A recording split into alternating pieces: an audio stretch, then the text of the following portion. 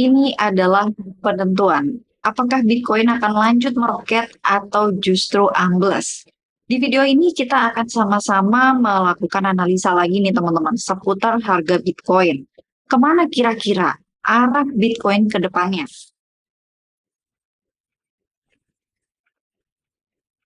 So, langsung aja kita bahas. Dan pertama di sini kita akan cek dulu kondisi pasar kripto secara keseluruhan. Plus lagi ada berita apa nih kira-kira ya akhir-akhir ini. Karena memang seperti kita tahu berita juga kan tidak menutup kemungkinan menjadi salah satu faktor gitu teman-teman ya yang mengendalikan dan sedikit banyaknya mempengaruhi untuk kondisi atau harga Bitcoin.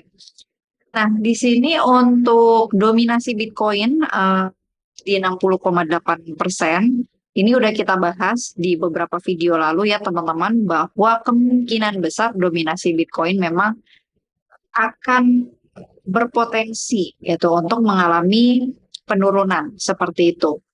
Dan di angka 60% ini cukup krusial, apakah bakal lanjut turun atau kira-kira akan ada koreksi atau kenaikan sementara gitu ya, sehingga nanti menyebabkan altcoin-altcoin yang mungkin bisa mengalami koreksi. Nah, untuk kapitalisasi masih lumayan tinggi, bahkan tinggi banget seperti itu volumenya juga. Dan Bitcoin di sini diperdagangkan di level harga 118.000.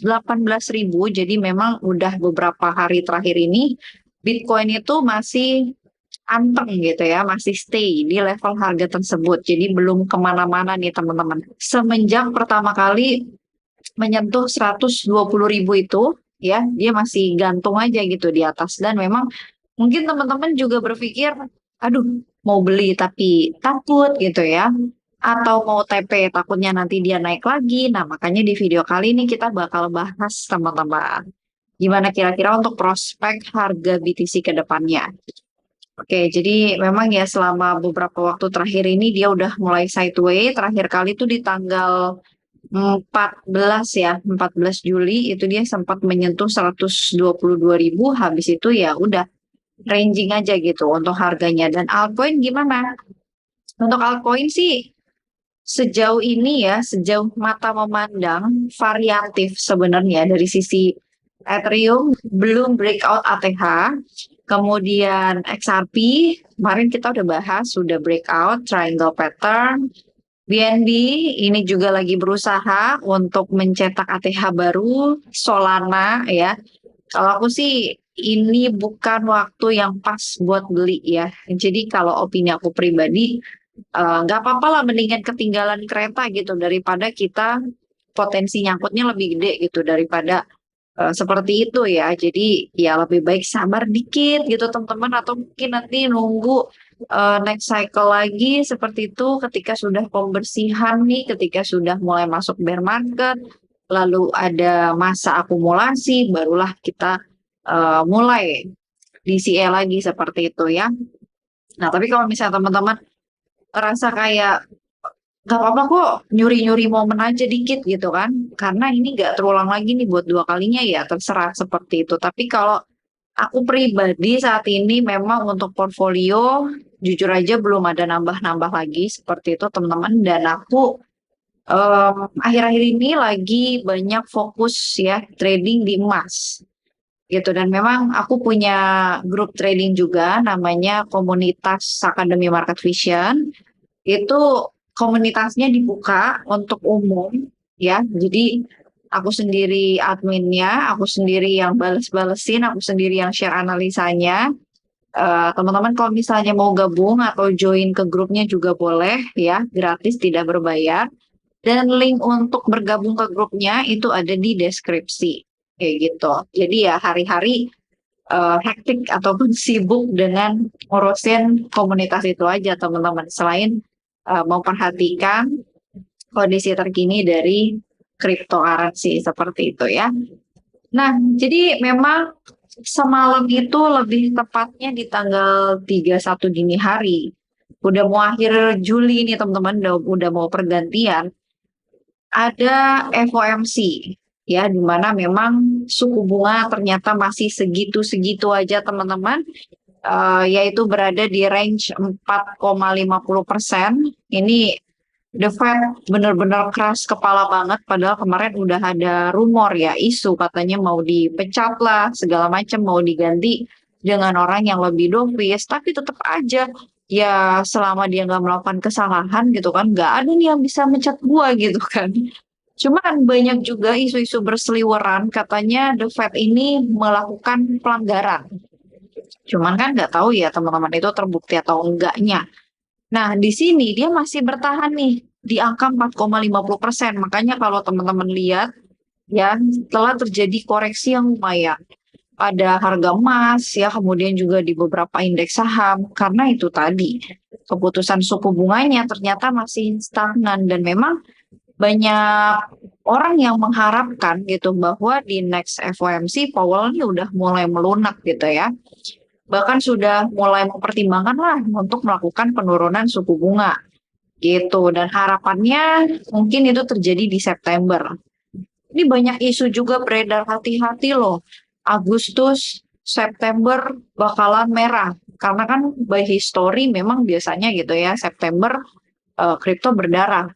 Tapi jelas kayaknya sih agak berbeda ya teman-teman untuk siklus kali ini.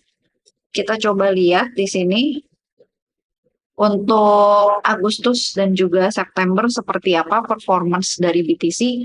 Kenapa aku bilang berbeda teman-teman? Karena maksudnya berbeda dengan siklus di 2021 seperti itu ya. Karena kita bisa lihat aja di sini untuk Februari, Maret ya. Kalau dibandingin sama 2021 kan itu lagi puncaknya bull market gitu ya, lagi benar-benar hijau banget. April juga sama seharusnya ya, penurunan cuma dikit, di Mei baru mulai koreksi. Tapi ini beda halnya nih dengan di 2021. Justru April, Mei kita mulai ada kenaikan. Juni, Juli juga sama. Jadi aku nggak bisa samakan gitu dengan siklus sebelumnya. Karena udah jelas beda. Q1 dia koreksi, sedangkan udah masuk Q2 baru dia mulai ada kenaikan. Nah, bagaimana nih dengan Agustus, September, Oktober ke depannya? Kita lihat dulu nanti untuk Agustus, September, apakah akan ada penurunan? Nah, nanti kita bakal coba kaitkan ya teman-teman dengan kondisi harga Bitcoin sekarang ini. Tapi memang kalau lihat dari siklus sebelumnya, Agustus, September, terutama di September, ya Bitcoin lumayan ya banyak penurunannya. Apakah itu bakal terjadi di Agustus ataupun September kali ini, teman-teman? Ya mana seperti kita tahu, justru ya sekarang Bitcoin itu kelihatannya lagi nungguin penumpang gitu buat melaju lebih kencang seperti itu ya. Sedangkan kalau di siklus sebelumnya dia udah di ujung gitu ya, udah di ujung, udah di pemberhentian.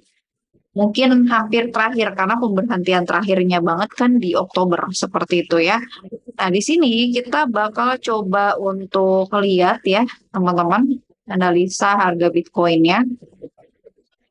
Jadi terakhir kali memang kita sempat bahas bahwa Bitcoin itu berpotensi untuk menuju 115 sampai 120.000, di mana memang itu berdasarkan dari Fibonacci extension berada di golden ratio ya 61,80% dan kemungkinan menjadi titik penentu apakah orang-orang bakalan exit, apakah cuma koreksi sementara. Yang jelas potensi penurunan ada gitu ya. Aku kemarin sempat bilang, tapi masalahnya apakah penurunan itu akhir atau cuma narik penumpang aja gitu untuk selanjutnya dia naik lagi. Nah, ini udah terrealisasi teman-teman, di mana kita lihat sejak dia mencapai 61,80% ini, angka golden ratio Fibonacci dia langsung terkoreksi. Seperti itu, tapi di sini teman-teman, surprisingly dia nggak sampai drop parah ya, karena kalau teman-teman perhatikan dia mulai ranging di sekitar harga 122 itu titik tertingginya dan terendahnya di 115.000. Seperti itu. Dan kalau kita lihat di sini, perhatikan, sebenarnya ini mirip-mirip dengan pembentukan pattern ataupun pola rectangle ya, bullish rectangle seperti itu, di mana memang kalau dari daily-nya nih rapih banget teman-teman ya, kelihatannya untuk closing candle sebelumnya kan tertingginya nggak nyampe sebenarnya di 122. Dia kalau saya cuma di 119 ya, hampir 120. Kemudian berikutnya juga sama di 119. Nah, ini memang ada kemungkinan untuk kembali retest ke sana, teman-teman. Jadi, kalau by polanya sih sebenarnya ketika ini breakout di atas 120.000, maka kemungkinan besar selanjutnya kita akan menuju 125 sampai 130, teman-teman. Seperti yang aku buat plan kedua ya, ketika memang di 61,80% itu ternyata cuma koreksi, maka kemungkinan besar dia bakal naik lagi ke 78,60%. Berarti di angka 127 sampai 130. Cuma di sini catatan penting ya,